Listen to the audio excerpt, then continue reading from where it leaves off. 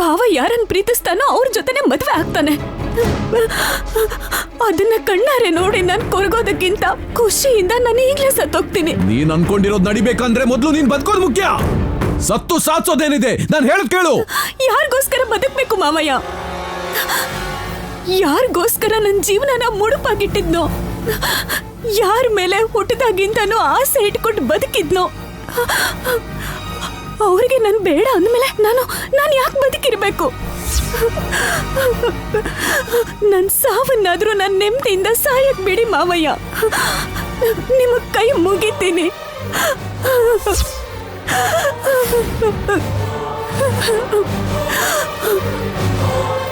ಬಾಗಿಲು ತೆಗೆ.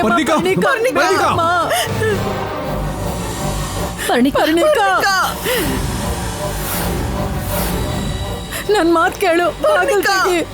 ಬೇಡ.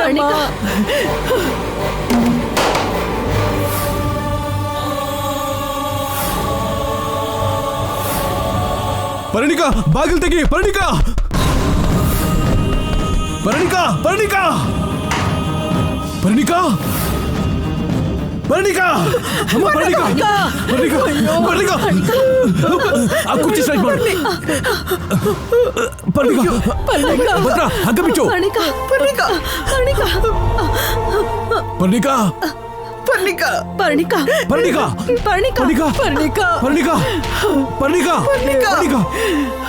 ಪರಿಣಿಕಾ, ಪರಿಣಿಕಾ, ಪರಿಣಿಕಾ, ಪರ್ಣಿ, ಕಣ್ತಗಿ, ಕಣ್ತಗಿ, ಪರಿಣಿಕಾ, ಪರ್ಣಿಕಾ, ಪರ್ಣಿಕಾ,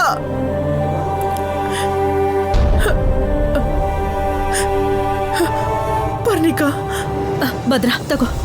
ಪರ್ಣಿಕಾ, ಪರ್ಣಿ, ಪರ್ಣಿ, ನೋಡೆ ಅಮ್ಮ, ನೋಡು. ಪರ್ಣಿಕಾ, ಪರಿಣಿಕಾ, ಪರಿಣಿಕಾ, ಪರ್ಣಿಕಾ, ಪರಿಣಿಕಾ,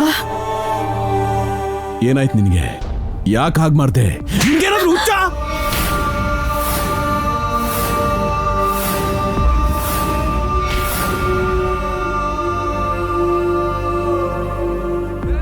ಹೌದು ಮಾವಯ್ಯ, ಹುಚ್ಚೆ. ನಿಮ್ ಮಗ ಅಂದ್ರೆ ನನಗ್ ಹುಚ್ಚು. ನಿಮ್ ಮಗ ಜೀವನ ಪೂರ್ತಿ ನನ್ ಜೊತೆನೆ ಇರ್ಬೇಕು ಅನ್ನೋ ಹುಚ್ಚು. ಈ ಮನೆ ಸೊಸೆಯಾಗಿ ಅತ್ತೆ ಮಾವಯ್ಯನ ನನ್ ಸ್ವಂತ ತಂದೆ ತಾಯಿ ತರ ನೋಡ್ಕೋಬೇಕು ಅನ್ಕೊಂಡೆ. ಅದು ಕೂಡ ನನ್ನ ಹುಚ್ಚೆ. ನನ್ ಭಾವನ ಕೈಯಲ್ಲಿ ತಾಳಿ ಕಟ್ಟಿಸ್ಕೊಂಡು ಮುತ್ತೈದೆಯಾಗಿ ಸಾಯ್ಬೇಕು. ನಿಮ್ ಕಣ್ಣಿಗೆಲ್ಲ ನಾನ್ ಮಾಡ್ತಿರೋದು ಹುಚ್ಚ ತರ ಕಾಣಿಸೋದಾದ್ರೆ ಅದು ಹುಚ್ಚೆ. ಭಾವ ಇಲ್ದೇ ಇರೋ ಬದುಕು ನನಗ್ ಬೇಡ ಮಾವಯ್ಯ, ನನಗ್ ಬೇಡ ಮಾವಯ್ಯ.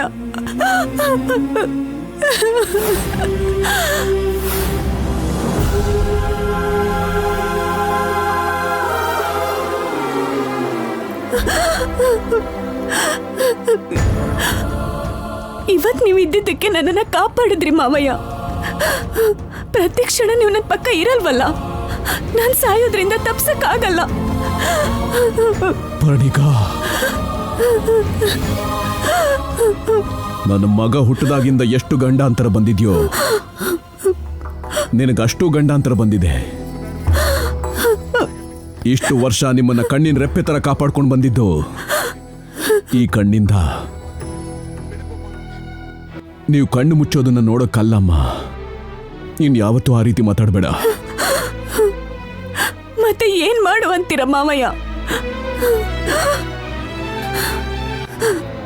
ದಿನೇ ದಿನೇ ಆ ಪುಣ್ಯ ನನ್ ಭಾವಂಗ್ ಹತ್ರ ಆಗೋದನ್ನ ನೋಡ್ತಿದ್ರೆ ನನ್ ಮನ್ಸಿಗೆ ಮುಳ್ಳು ಚುಚ್ಚದಂಗಾಗತ್ತೆ. ಸರಿ, ಇವಾಗ ಏನ್ ಮಾಡು ಅಂತೀಯ? ನೀನ್ ಸುಮ್ನಿರಮ್ಮ. ನಾನ್ ಮಾತಾಡ್ತಿರೋದು ನಿನ್ ಜೊತೆ ಅಲ್ಲ, ಮಾವಯ್ಯನ್ ಜೊತೆ. ಅತ್ತೆಗೆ ನಾಗಮಂಡಲದಲ್ಲಿ ಆ ಪುಣ್ಯನ್ ಕೈಲಿ ಚಿಕಿತ್ಸೆ ಕೊಡಿಸಿದ್ದನ್ನ ನನಗ್ ತಡ್ಕೊಳಕ್ಕಾಗ್ಲಿಲ್ಲ. ಹಾಗಿರ್ಬೇಕಾದ್ರೆ ನನ್ನ ಭಾವನ್ ಜೀವನದಲ್ಲಿ ಬಂದ್ರೆ ನಾನ್ ಹೇಗ್ ತಡ್ಕೊಳ್ಳಿ? ಅವಳನ್ನ ಸಾಯಿಸ್ಬೇಕು ಅನ್ಸುತ್ತೆ. ಭಾವ ಇರೋ ತನಕ ನನಗದನ್ನ ಮಾಡಕ್ಕಾಗಲ್ಲ. ನನ್ನ ಪ್ರೀತಿನ ಅವನು ಒಪ್ಕೊಳ್ಳೋದು ಇಲ್ಲ. ಅದಕ್ಕೆ ಸತ್ರೆ ಏನೂ ತೊಂದ್ರೆ ಇರಲ್ವಲ್ಲ.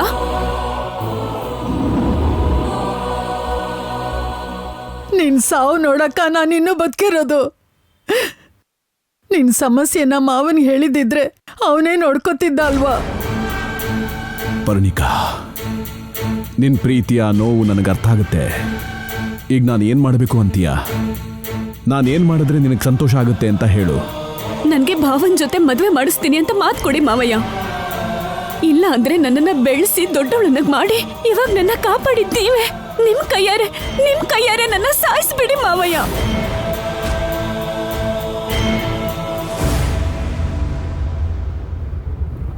ಪರ್ಣಿಕಾ,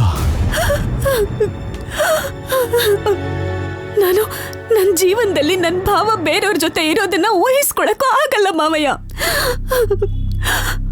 ನನಗ್ ಮಾತು ಕೊಟ್ರೇನೆ ನಾನು ಬದುಕುಳಿಯೋದು. ಪರ್ಣಿಕಾ, ಮದುವೆ ಅನ್ನೋದು ಇಬ್ರು ವ್ಯಕ್ತಿಗಳು ಮಾತು ಕೊಟ್ರೆ ನಡೆಯುವಂಥದ್ದಲ್ಲಮ್ಮ. ಇಬ್ರು ಮನ್ಸು ಬೇರಿಬೇಕು. ಅನಿರದ್ದು ಕೂಡ ಒಂದ್ ನೀನ್ ಮಾತು. ಸುಳ್ಳಿರು ಅರವಿಂದ.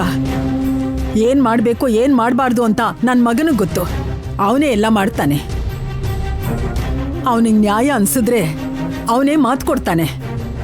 ಪ್ರಾಣ ಹೋದ್ರೂ ಆ ಮಾತನ್ನ ನಡೆಸ್ಕೊಡ್ತಾನೆ. ತಂಗಿ ವಿಷಯದಲ್ಲಿ ಅವನೇನು ಅಂತ ನನಗೆ ಗೊತ್ತು.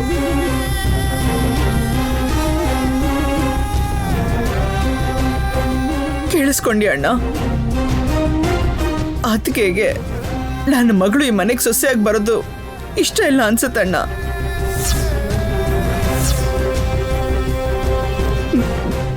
ನನಗೆ ಅವಮಾನ ಆಗ್ಬೇಕಾಗಿದ್ದೆ. ಯಾವ ಮನೆ ಹೆಣ್ಣಾದ್ರು ಮದುವೆ ಆಗಿದ ತಕ್ಷಣ ತವ್ರ ಮನೆ ಬಿಟ್ಟು ಗಂಡನ ಮನೆಗೆ ಹೋಗಿ ತನ್ನ ಗಂಡ, ತನ್ನ ಕುಟುಂಬ, ತನ್ನ ಮಗು ಅಂತ ಬದುಕ್ತಾಳೆ.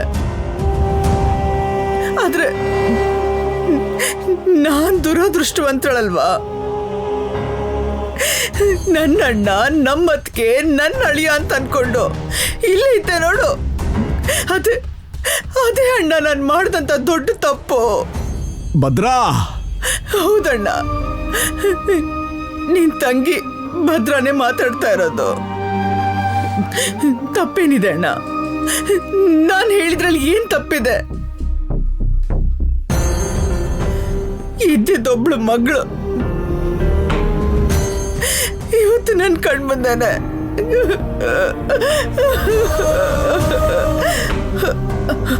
ಒಂದು ಕ್ಷಣ ತಡ ಆಗಿದ್ರು ಇವಳ ಯಾವ ಸ್ಥಿತಿಯಲ್ಲಿ ನೋಡ್ಬೋದು ಅಂತ ಯೋಚನೆ ಮಾಡಿದ್ರೇನೆ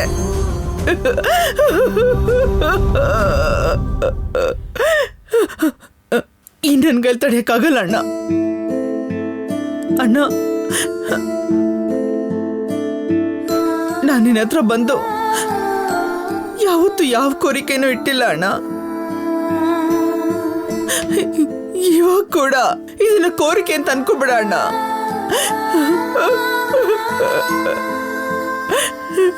ಭಿಕ್ಷೆ ಕೇಳ್ತಾ ಇದ್ದೀರಣ್ಣ. ಭದ್ರಾ, ನನ್ನ ಮಗಳು ಸಾಯ್ದಿರೋ ಹಾಗೆ ನನಗೆ ಅವಳು ಪ್ರಾಣ ಭಿಕ್ಷೆ ಕೊಡೋಣ. ಅವಳಿಗೆ ಜೀವನನಾದ್ರೂ ಕೊಡು. ಇಲ್ಲ ಅಂದ್ರೆ ನಿನ್ನ ಕೈಯಿಂದಾನೇ ನಮ್ಮಿಬ್ಬರನ್ನು ಸಾಯಿಸ್ಬಿಡೋಣ.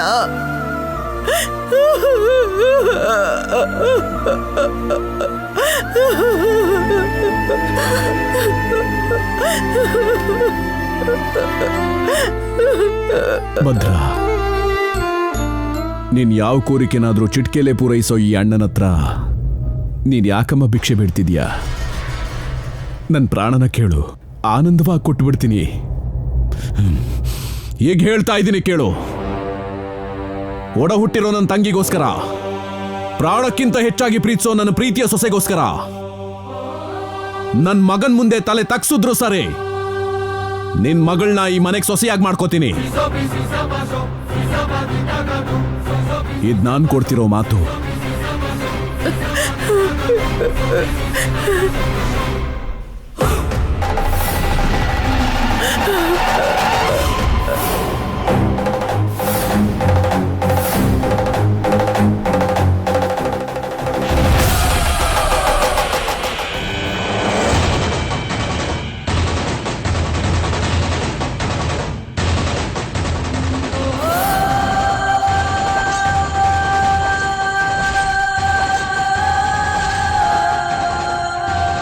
ನಮ್ಮ ಅಮ್ಮನ ಕೋರಿಕೆ ಪ್ರಕಾರ ಅನಿರುದ್ಧ್ಗೆ ಯಾವಾಗಲೂ ಜೊತೆಯಾಗೇ ಇರ್ತೀನಿ.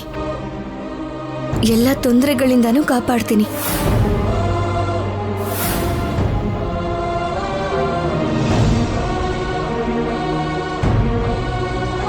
ಅರವಿಂದ, ಒಳಗೋಗಿ ತಾಂಬೂಲ ತಗೊಂಬ.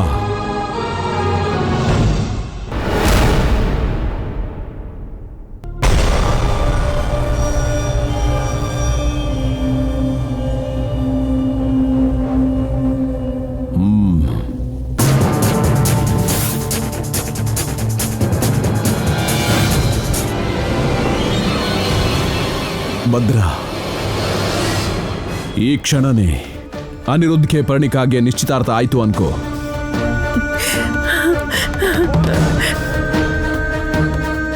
ಪರ್ಣಿಕಾ, ಈಗ ನಿನ್ಗೆ ಸಂತೋಷನೇ ಅಲ್ವಮ್ಮ? ಮಾವಯ್ಯ, ಅಮ್ಮ, ನಿಶ್ಚಿಂತೆಯಾಗಿರು. ಚಿಂತೆ ಮಾಡಬೇಡ ಅನಿರುದ್ಧ್, ಎಲ್ಲ ಒಳ್ಳೇದೇ ಆಗುತ್ತೆ. ಯಜಮಾನ್ರು ನಿನ್ನ ಅರ್ಥ ಮಾಡ್ಕೋತಾರೆ. ಅದೆಲ್ಲ ನಡೆಯೋ ವಿಷಯ ಅಲ್ಲ ಬಿಡು. ಅನಿರುದ್ಧ್, ಅಮ್ಮ, ಅಮ್ಮವ್ರೆ, ಜೋರಾಗಿ ಮಾತಾಡಬೇಡಿ. ನಿಮ್ಮಪ್ಪ ನೋಡಿದ್ರೆ ಎಲ್ಲ ಮುಳುಗೋಗುತ್ತೆ. ಅಮ್ಮ, ನೀನ್ಯಾಕೆ ಬಂದೆ ಅಮ್ಮ? ನನ್ನ ಹತ್ರ ಮಾತಾಡ್ತಿರೋದು ಅಪ್ಪ ನೋಡಿದ್ರೆ ಸಾಯಿಸ್ಬಿಡ್ತಾರಷ್ಟೇ. ಪ್ಲೀಸ್ ಅಮ್ಮ, ನನ್ನ ಮಾತು ಕೇಳು, ನೀನು ಹೊರಡು ಇಲ್ಲಿಂದ. ಹೌದು ಅಮ್ಮ, ಯಜಮಾನ್ರಿಗೆ ಮೊದಲೇ ಕೋಪ ಜಾಸ್ತಿ. ಅವ್ರ ಮಾತು ಮೀರಿದ್ದೀರಾ ಅಂತ ಗೊತ್ತಾದ್ರೆ ಪ್ರಾಣನೇ ತೆಗೆದ್ಬಿಡ್ತಾರೆ. ಮೊದಲು ನೀವು ಹೋಗಿ ಅಮ್ಮ. ನನ್ನ ಮಗ ಇಲ್ಲಿ ಹಸುವಿಂದ ಒತ್ತಾಡ್ತಿದ್ರೆ ನಾನು ಹೇಗೆ ಹೋಗ್ಲಮ್ಮ? ನನ್ನ ಪ್ರಾಣ ಹೋದ್ರೂ ಪರವಾಗಿಲ್ಲ, ನಾನು ಮಾತ್ರ ಹೋಗೋದಿಲ್ಲ. ಅಮ್ಮ, ನಿನಗೆ ಹೋಗಮ್ಮ, ನಂಗೇನು ಹಸಿವಿಲ್ಲ, ನೀನು ಹೋಗಮ್ಮ. ಏನ್ ಹಸುವಿಲ್ವಾ? ನಿನ್ ಮುಖ ನೋಡು, ಊಟ ಮಾಡದೆ ಹೇಗೆ ಸೊರಗೋಗಿದ್ಯಾ? ಬಾಯಿಂದ ಮಾತು ಕೂಡ ಬರ್ತಾ ಇಲ್ಲ. ಬೇಜಾರು ಮಾಡ್ಕೋಬೇಡಿ ಅಮ್ಮ. ನಮ್ಮನ್ನ ಅಳ್ಸೋ ಕಣ್ಣೀರು ಕೂಡ ನಮ್ಗೇನೋ ಒಂದು ಹೇಳ್ಕೊಟ್ಟೆ ಹೋಗುತ್ತಂತೆ. ಈ ಕಷ್ಟಗಳಿಂದಾಗಿ ಅನಿರುದ್ಧ್ ಮತ್ತೆ ನಾನು ಖಂಡಿತ ಏನೋ ಕಲಿತೀವಿ. ತಿನ್ನು ಕಂದ. ಅಮ್ಮ, ಬೇಡ ಅಮ್ಮ. ನೀನ್ ಹಸುವಿಂದ ಇರೋದನ್ನ ನಾನು ಸಹಿಸ್ಕೋತೀನಿ. ನನ್ ಪ್ರಾಣ ಕಾಪಾಡಿರೋ, ಕಣ್ರೆಪ್ಪೆ ತರ ಇರೋ ಪುಣ್ಯ ಹಸುವಿಂದ ಇರೋದನ್ನ ಸಹಿಸಲ್ಲ.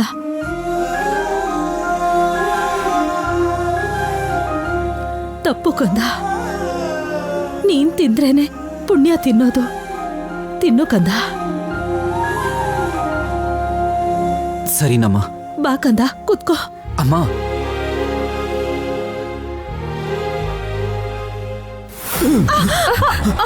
ಏನ್ರಿ? ಮುಚ್ಚುಬಾಯಿ. ಎಷ್ಟು ಕೊಬ್ಬು ಕಣೆ ನಿನ್ಗೆ. ನಾನ್ ಬೇಡ, ನನ್ನ ಅವಶ್ಯಕತೆ ಇಲ್ಲ ಅಂತ ತಂದೆನ ಎದುರಿಸಿ ಹೊರಗೆ ಬಂದವನ್ಗೆ ಬುದ್ಧಿ ಹೇಳೋದನ್ನ ಬಿಟ್ಟು ಪ್ರೀತಿಯಿಂದ ಊಟ ಮಾಡಿಸ್ತಾ ಇದ್ಯಾ. ಬುದ್ಧಿ ಇಲ್ವಾ ನಿನ್ಗೆ? ಅಪ್ಪ, ಇದ್ರಲ್ಲಿ ತಪ್ಪು ನಂದೆ. ನೀವು ಕೊಟ್ಟಿರೋ ಶಿಕ್ಷೆನ ಮರ್ತು ಅಮ್ಮನ್ ನೋವು ನೋಡಕ್ಕಾಗದೆ ಊಟ ಮಾಡಕ್ ಒಪ್ಕೊಂಡೆ. ಪ್ಲೀಸ್ ಅಪ್ಪ, ಅಮ್ಮಂಗೇನು ಹೇಳ್ಬೇಡಿ. ಹೌದು ಯಜಮಾನ್ರೆ, ತಪ್ಪು ನಮ್ದೆ. ಏಯ್, ನೀನು ಮಾಡ್ತಾರೋ ತಪ್ಪುಗಳಿಂದ ನಮ್ಮ ಅಳಿಯ ಪಡ್ತಿರೋ ನೋವು ನೋಡ್ತಾ ಇದ್ರೆ ನೀನು ಒಂದೇ ಸಲ ನಾಶ ಆಗೋಗ್ತೀಯೇ. ಅತ್ತೆ, ತಪ್ಪು ಮಾಡಿದವರು ಯಾರೇ ಆದ್ರೂ ನಾಶ ಆಗಿ ಹೋಗ್ತಾರೆ, ಆದ್ರೆ ಪುಣ್ಯ ಅಲ್ಲ. ಏಯ್, ಗರುಡ ವಂಶದ ಆಸೆನ ಆಚಾರನ ಮರ್ತೆ ನೀನು ಈ ಧನಂಜಯ ವರ್ಮ ವಾರಸುದಾರಂತರ ನಡ್ಕೊಳ್ಳಿಲ್ಲ. ನೀನೇನ್ ದೊಡ್ಡ ಭಕ್ತ ಪ್ರಹ್ಲಾದನ ಅಥವಾ ನನ್ನ ಹಿರಣ್ಯಕಶಿಪು ಅಂತ ಅನ್ಕೊಂಡಿದ್ಯಾ? ಅಷ್ಟಕ್ಕೂ ನೀನ್ ಮಾಡಿರೋ ಕೆಲಸಕ್ಕೆ ನಿನ್ನ ಮನೆಯಿಂದ ಹೊರಗಲ್ಲ, ನಿನ್ ಪ್ರಾಣನೇ ತೆಗಿಬೇಕು ಮಗನೇ. ಪ್ರಾಣ ತೆಗಿರಿ ಅಪ್ಪ, ನಿಜಾನೇ. ನಾನು ಭಕ್ತ ಪ್ರಹ್ಲಾದನಂತ ದೊಡ್ಡವನೇನಲ್ಲ. ಒಳ್ಳೆ ಮನ್ಸಿರೋರಿಗೆ ಸ್ಫೂರ್ತಿಯಾಗಿರೋ ಧನಂಜಯ ವರ್ಮ ಅವ್ರ ಮಗ. ನನ್ನ ಹೆಸರುಗಳ ಅರ್ಹತೆ ಕೂಡ ಇಲ್ಲ ನಿನ್ಗೆ. ಭದ್ರಾ, ಹೊರಗಿನವ್ರ ಹತ್ರ ಏನ್ ಮಾತು? ಸಮಯ ಇಲ್ಲ ನಮಗೆ, ನಡಿ. ಅರವಿಂದ, ನನ್ನ ಮೀರಿ ಅವ್ರಿಗೆ ಸಹಾಯ ಮಾಡಿದ್ರೆ ನಿನ್ನೂ ಅವ್ರ ಜೊತೆ ಕಳಿಸ್ಬೇಕಾಗತ್ತೆ. ಹುಷಾರ್. ಏನ್ರಿ? ಅಮ್ಮ, ನೀನ್ ಹೋಗಮ್ಮ. ಹುಷಾರು ಕಂದ. ಹೋಗಮ್ಮ ನೀನು, ಪ್ಲೀಸ್.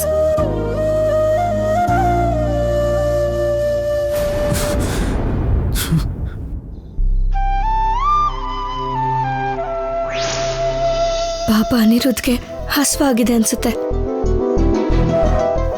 ಅನಿರುದ್ಧ್, ನಾನು ಈಗಲೇ ಬರ್ತೀನಿ. ಎಲ್ಲಿಗೆ ಹೋಗ್ತಿದ್ಯಾ ಪುಣ್ಯ? ಇವಾಗ್ಲೇ ಬರ್ತೀನಿ. ಇಲ್ಲೇ ಇರು. ಸರಿ.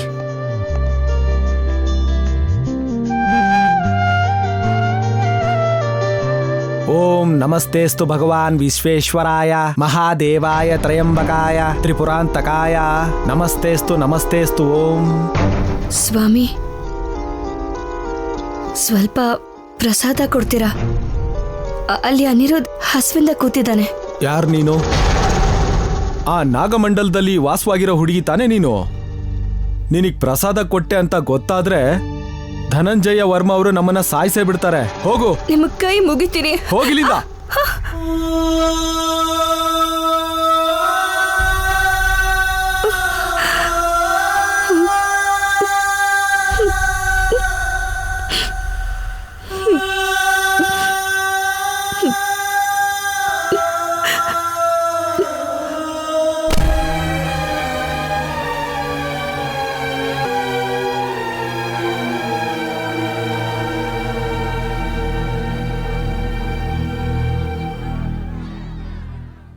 ಅಮ್ಮ, ಅಮ್ಮ, ಏನಮ್ಮ? ಅಮ್ಮ, ಸ್ವಲ್ಪ ಅನ್ನ ಇದ್ರೆ ಕೊಡ್ತೀರಾ? ಪಾತ್ರೆ ತಂದಿದ್ದೇನಮ್ಮ? ಇಲ್ಲ ಅಮ್ಮ.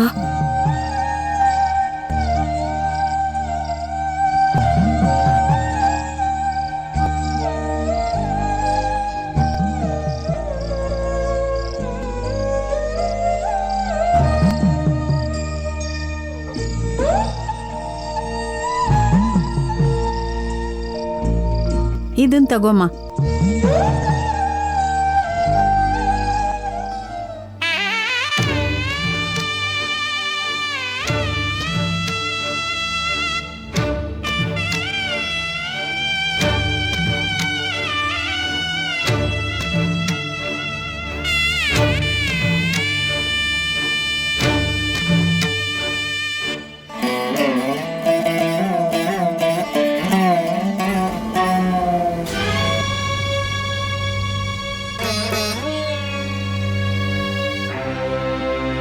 ಇನ್ನೂ ಸ್ವಲ್ಪ ಕೊಟ್ಟಿದ್ದಿದ್ರೆ ಅನಿರುದ್ಧ್ಗೆ ಹೊಟ್ಟೆ ತುಂಬಿರೋದೇನು.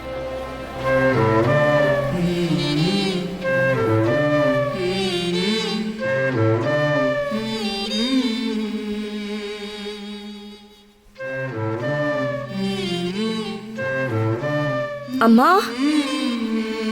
ಅಮ್ಮ, ಅಮ್ಮ, ಸ್ವಲ್ಪ ಅನ್ನ ಇದ್ರೆ ಕೊಡ್ತೀರಾ ಅಮ್ಮ?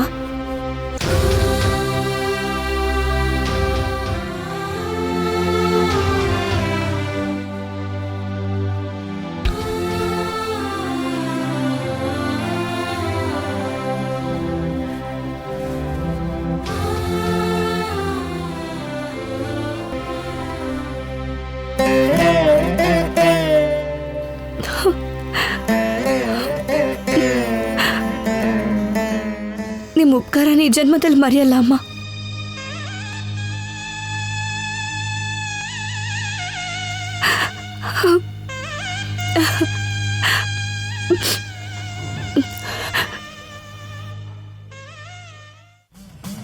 ಓಂ ನಮಃ ಶಿವಾಯ.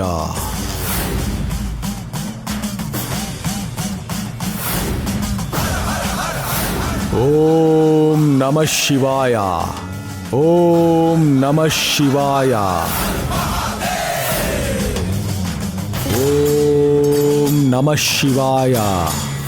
ಓಂ ನಮಃ ಶಿವಾಯ. ಓಂ ನಮಃ ಶಿವಾಯ. ಓಂ ನಮಃ ಶಿವಾಯ. ಗುರುಗಳಿಗೆ ಪ್ರಣಾಮಗಳು. ನಾಗನಿಧಿಯನ್ನು ಹುಡುಕೊಂಡು ಹೋಗ್ಬೇಕಾದವರು ಈ ನಾಗಭೂಷಣ ಭಕ್ತನ್ನ ಹುಡುಕೊಂಡು ಬಂದಿದ್ದೀರಾ. ಕರ್ಮದ ಫಲ ಅನುಭವಿಸಿ. ಸ್ವಾಮಿ, ಕ್ಷಮಿಸ್ಬೇಕು ಅಂತ ಕೇಳ್ಕೊಳ್ಳೋದಿಕ್ಕೆ ಬಾಯಿ ಕೂಡ ಬರ್ತಿಲ್ಲ ಸ್ವಾಮಿ. ನಡೆದಿರೋ ಘಟನೆಗೆ ನಾವು ಕ್ಷಮೆ ಕೇಳ್ತೀವಿ ಸ್ವಾಮಿ. ನಿರಂತರ ಕಠೋರವಾದ ಶಿವದೀಕ್ಷೆಯಲ್ಲಿದ್ದು ಸಾಕ್ಷಾತ್ ಆ ಮಹಾಶಿವನಿಗೆ ಅತಿ ಸಮೀಪದಲ್ಲಿದ್ದು ನಮ್ಮ ವಂಶದ ಪ್ರತಿಷ್ಠೆಗೋಸ್ಕರ, ಕ್ಷೇಮಗೋಸ್ಕರ ಆ ಹಿಮಶಿಖರದಿಂದ ಬಂದಿರುವಂತ ನೀವೇ ನಮಗ್ ಸರಿಯಾದ ದಾರಿ ತೋರಿಸಿಲ್ಲ ಅಂದ್ರೆ ನಮ್ಮ ವ್ಯತೆನ ನಾವಿನ್ಯಾರಿಗೆ ಹೇಳ್ಕೊಳ್ಳೋಣ ಸ್ವಾಮಿ? ನಮಗ್ ಸರಿಯಾದ ದಾರಿ ತೋರಿಸಿ. ದಾರಿ ಕೇಳೋದಕ್ಕೆ ನೀನ್ಯಾರು? ದಾರಿ ತೋರ್ಸೋದಕ್ಕೆ ನಾನ್ಯಾರು? ಒಂದು ಕಡೆ ದಾರಿಗಳು ಒಂದೊಂದಾಗಿ ಮುಚ್ಕೊಂಡು ಹೋಗ್ತಿದ್ರೆ ಗರುಡ ವಂಶದ ಪ್ರತಿಷ್ಠೆ ಆಕಾಶಕ್ಕಲ್ಲ ಪಾತಾಳಕ್ಕೆ ಸೇರೋ ಹಾಗಿದೆ. ಈ ಧನಂಜಯ ವರ್ಮನ ಕನಸು ಆಸೆ ನಾಗನಿಧಿಯನ್ನ ಸಾಧಿಸ್ಕೊಳ್ಳೋದು. ಅದಕ್ಕೆ ನಾಗನಿಧಿನ ಸಾಧಿಸ್ಬೇಕು ಅನ್ನೋ ಛಲ ನನ್ನ ಮನ್ಸಲ್ಲಿ ದೃಢವಾಗಿ ಕೂತಿದೆ. ನಾಗನಿಧಿ ಅನ್ವೇಷಣೆಯಲ್ಲಿ ನಮ್ಮ ಪೂರ್ವಜರು ಅರ್ಧ ಆಯುಷ್ಯದಲ್ಲೇ ಜೀವನ ಕಳ್ಕೊಂಡ್ರು. ಈಗಲೂ ಅವ್ರ ಆತ್ಮಗಳು ಈ ಭೂಮಿಯಲ್ಲೇ ತಿರುಗಾಡ್ತಿವೆ. ಅವ್ರ ಆತ್ಮಕ್ಕೆ ಶಾಂತಿ ಕೊಡಿಸ್ಬೇಕು ಅಂತ ನನ್ನ ರಕ್ತದ ಪ್ರತಿ ಕಣವೂ ಒದ್ದಾಡ್ತಾ ಇದೆ ಸ್ವಾಮಿ.